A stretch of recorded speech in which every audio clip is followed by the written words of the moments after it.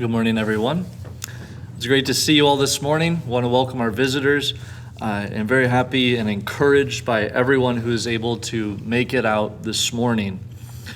Our lesson for this morning will come from Matthew chapter 15, verses 21 through 28. Matthew chapter 15, verses 21 through 28. And Jesus went away from there and withdrew to the district of Tyre and Sidon. And behold, a Canaanite woman from that region came out and was crying, "Have mercy on me, O Lord, Son of David. My daughter is severely oppressed by a demon." But he did not answer her a word. And his disciples came and begged him, saying, "Send her away, for she is crying out after us." He answered, "I was sent only to the lost sheep of the house of Israel." But she came and knelt before him, saying, "Lord, help me." And he answered, "It is not right to take the children's bread and throw it to the dogs." She said, "Yes, Lord, yet even the dogs eat the crumbs that fall from their master's table." Then Jesus answered her, "O woman, great is your faith. Be it done for you as you desire." And her daughter was healed instantly. When we read passages where Jesus is speaking to someone, where there's a dialogue happening, a response with questions and things like that, I don't think we are unjustified in asking, can we read this in light of prayer? Because prayer is very much a dialogue in how we talk to God and how God responds. And so I don't think there is that much of a difference between God in the flesh answering people's questions and responding to them, and God in heaven answering people's questions and responding to them. And so what I'd like to do this morning is to look at this passage and analyze this based on this question: how does God answer prayer? Because I don't know about you, but for me, one of the hardest things about prayer is trying to figure out the answers. What does God mean? I'm praying, I'm asking questions. I kind of see something. Does this mean something? In trying to figure out the answers can be very difficult at times in how we pray to God. And so what I'd like us to do is actually look at this, because you may have caught Jesus answered this woman's question 4 different times. He answers it, right, no, no, no, yes. And so what I'd like us to do is to divide it up and to say sometimes God answers in this way, the way 1, 2, 3, and 4, and then to examine the passage as a whole and kind of see what we can understand about prayer when we examine it as a whole. And I want to be very clear that this is not meant to be an all-inclusive model for how God answers prayer. But this is just meant to say this is sometimes the way God answers prayer, and to really understand this in light of how Jesus responds to this Canaanite woman. So first I'd like to look at verses 21 through the first part of verse 23. And Jesus went away from there and withdrew to the district of Tyre and Sidon.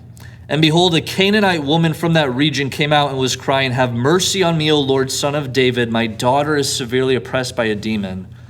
But he did not answer her a word. Sometimes when we pray, the way God responds is with silence. And I want to be very clear. I'm not talking about a no. Sometimes I've heard people say that to me. When God doesn't respond, sometimes that's a no. And sometimes that's true, but sometimes there's silence. You don't get a yes or a no. We don't know what to make of it. And I don't think this is something to be ashamed of. It's true that sometimes God responds with silence. And I want us to understand that I'm sure many, if not everyone here, has experienced this at some point, but if you've never gone through the silence of God, don't underestimate it. Right? It's agonizing. It's a kind of agony. It is not for nothing that the psalmists cry out to God in a kind of agony, "God, where are you? God, why won't you listen to me? God, why aren't you responding to anything I ask? If you don't understand that it's a kind of agony, then Saul's descent into madness, I would argue, doesn't really make very much sense. When you read about Saul, over and over you see this theme that God is not answering him. Until finally, it drives Saul to the point that he goes to the medium at Endor and illicitly summons Samuel to ask, what is God saying? Because it's agonizing when God doesn't respond. In fact, isn't that what hell is to an extent, right? An eternity of the silence of God. So sometimes this is the way God responds to us. God responds in silence. And like I said, it's nothing to be ashamed of. It's just honest. It's true. We reach out to him and we don't get any answers. We reach out for a yes and we hear nothing. We reach out for a no and we hear nothing, and we just don't know what to do. But one thing that's important that we learn from this passage, and we learn from many other passages, is that although God does respond with silence, silence is not indefinite. Silence is not forever. God may be silent for a period of time. Historically, on a large scale, this is how God has interacted with people. At times there were waves of prophets speaking, and sometimes there were some lulls of silence. And it doesn't only happen, I think, on a historical scale, but I think on an individual level. Sometimes it feels like, God is answering all my prayers. I really understand what I'm supposed to be doing. And then there are other times where it just feels like I'm getting nothing. And I can't get to it. But silence is not forever. It's for a period of time, but it's not forever. In fact, because of what we know about God, we can say that silence is meant for our good. We can count on that. And I'll just give you a couple different ways. Maybe sometimes because it causes us to really reflect on, why am I praying for this? Is this really good or not? Sometimes it's a time for us to look to other people who have gone through the same thing, because that's a part of God's plan, is for us as the church to look to one another, to look to people who have gone through the same thing and to have them teach us how to do it. And we need people to teach us about the silence of God, because it's a hard thing to go through. Sometimes it's a way of God cultivating perseverance in us. And that's actually something we see in this passage. Jesus says no to her, but she keeps pressing. And in fact, there are other places where we read that perseverance and prayer and faith all go together. And so sometimes God is silent because he is cultivating perseverance in us. So those are just some ways that the silence of God can actually be for our own good. And that's something you can count on. That silence is not indefinite and it is for our own good, but we have to be prepared that it's difficult to go through. So this is one way that God sometimes answers our prayer, is with silence. Continuing on then, in verse 23, we read, "And his disciples came and begged him, saying, 'Send her away, for she is crying out after us.' He answered, 'I was sent only to the lost sheep of the house of Israel.'" Sometimes the way God answers our prayers is with silence, and sometimes this is how God answers our prayer, which is to say, this isn't about her, or this isn't about them.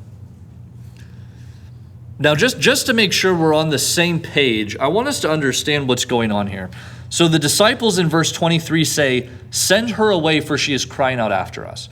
What the disciples are saying is, heal her and send her away. And the reason I say that is because in verse 24, Jesus disagrees with them. Right? Verse 24, Jesus' response is, "No, I won't heal her." He says, "I was sent only to the lost sheep of the house of Israel." If Jesus is saying, no, I won't heal her, but they're saying, Jesus, just get rid of her, Jesus wouldn't disagree. He would say, okay, just get rid of her. So verse 23, the disciples are actually asking on her behalf, heal her and send her away. This is a common thing that happened with the disciples and Jesus. You read this over and over in the Gospels. Jesus heals and sends them away. So I just want to make sure that we're on the same page in verse 23. The disciples are asking Jesus to heal her and send her away. And Jesus is disagreeing. He's saying, no, I won't heal her and send her away. Now, a part of our prayer life is what we call, we pray on behalf of other people, intercessory prayer. And that's what you have here. You have the disciples asking on behalf of the woman, Jesus, heal this woman. In fact, this passage is full of intercessory prayer. The woman actually in verse 22 is approaching Jesus on behalf of her daughter. And now the disciples are approaching Jesus on behalf of the woman. And that's a part of our prayer life, is praying for other people, asking God on behalf of other people. And when we pray those prayers have answers too. Not just to the person we're praying for, but to us. And sometimes the answer is something like this. This isn't about her. I was sent only to the lost sheep of the house of Israel. You might say there's a bigger picture. And that's going to be a really important point in this whole lesson for understanding prayer. That sometimes there's a bigger picture that we can't see. Because our lives are not just about us. Sometimes when we're caught up in difficulties, we get lost in the details. Right? We lose sight of the big picture. This woman who has this daughter who is severely oppressed by a demon, we would liken this maybe something to like, right, we have a child who is sick. When you're taking care of someone who's sick, it's really easy to get caught up in the details. We've got to go to appointments. We got to make sure, right, meals are taken care of. You get caught up in all the details. And it becomes very easy to lose sight of the big picture. But illnesses of any kind are often part of a much bigger plan. I mean, do you think this woman had any idea that her daughter's illness would be, used for us to discuss this morning, about 2,000 years later? Who thinks like that? And Jesus doesn't give her the big picture either, right? God doesn't owe us an explanation. Jesus doesn't say this is for something bigger and tell them what the bigger thing is.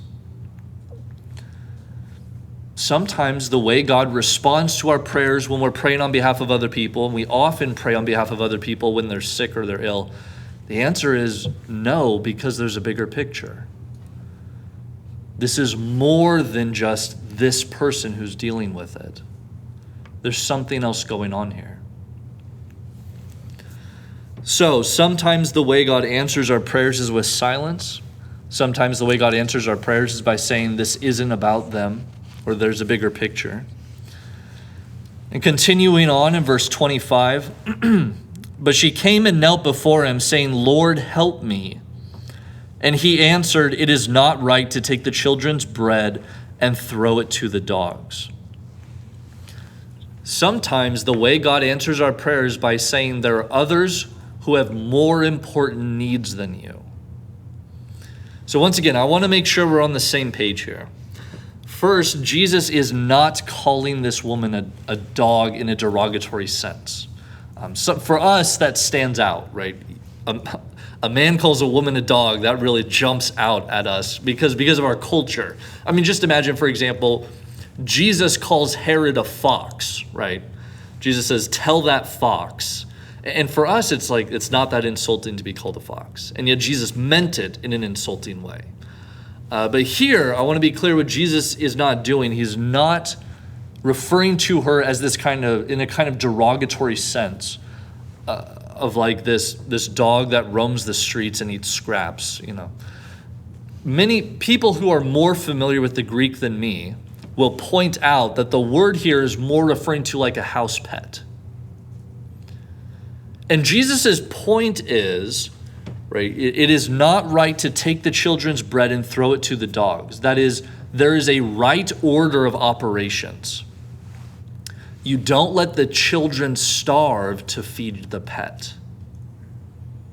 That's unethical. That's immoral.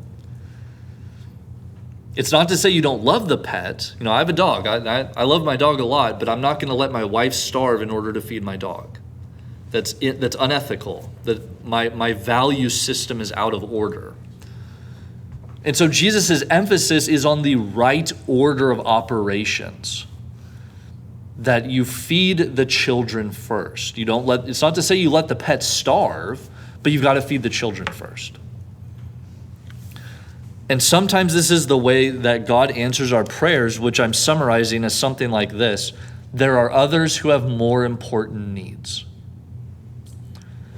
Because anytime we pray, even for ourselves, we affect other people. It's inescapable. Our lives are so structured that we always affect other people. And we can't see everyone's needs. I don't always know what your needs are. And you don't always know what my needs are. In fact, I don't even always know what my needs are. Right? God often gives me what I need in times when I didn't realize I needed it.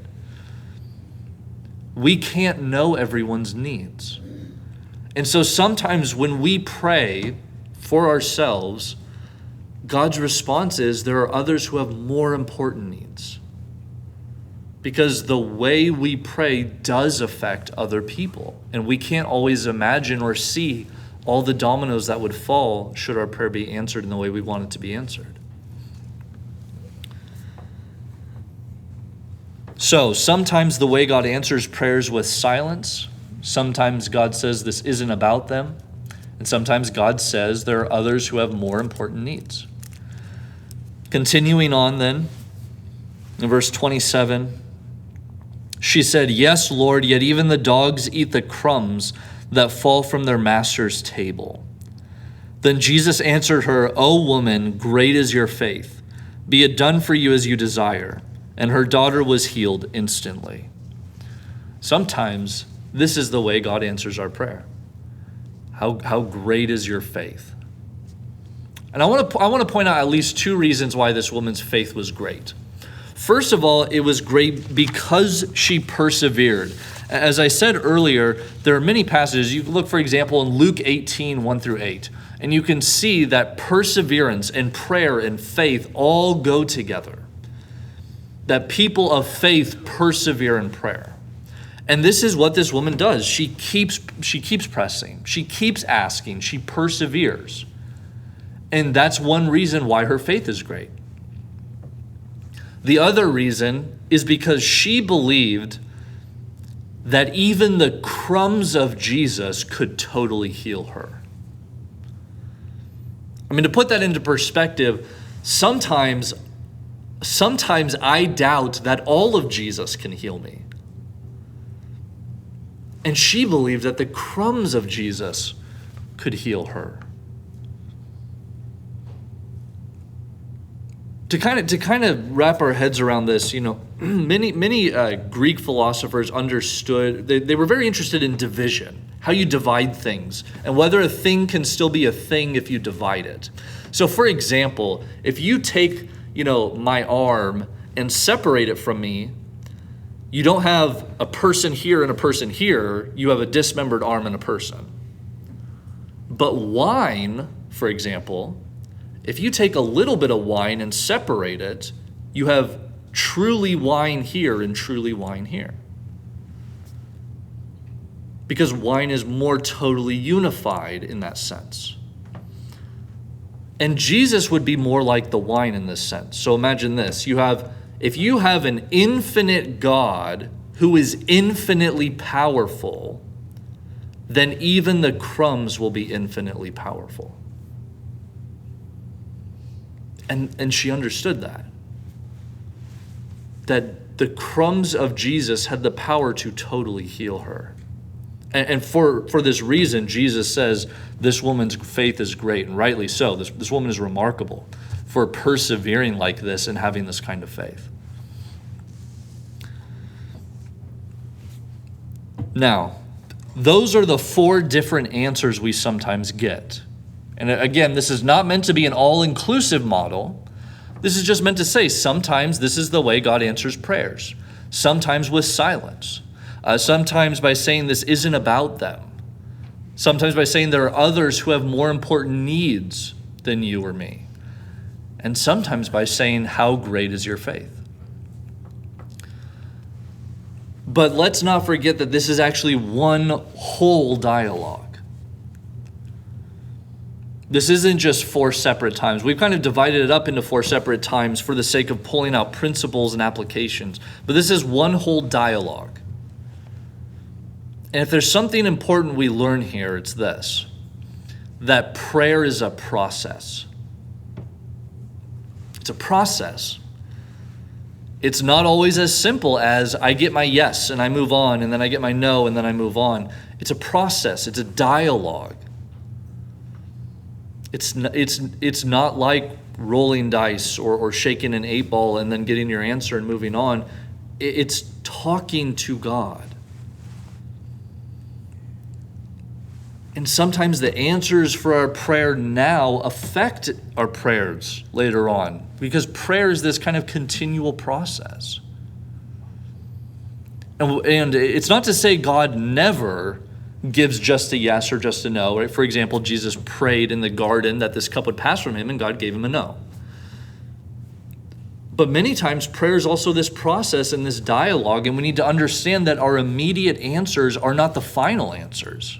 That's not the way it worked for this woman. She got no, no, no, yes. Because prayer is a process. And when you understand it's a process, you begin to understand why perseverance is important. Because we persevere through the difficulties we may have at first. You persevere through the silence. You persevere through the misunderstandings and the confusion. Prayer is a process. And when you understand it's a process, you understand, 1, why perseverance is so important, and 2, why faith is so important in prayer. Trusting that in this process, God is leading me somewhere that's good. It's not just about, I have enough faith, so God said yes, and I didn't have enough faith, so God said no. But it's a process. And in this process, God is leading us somewhere.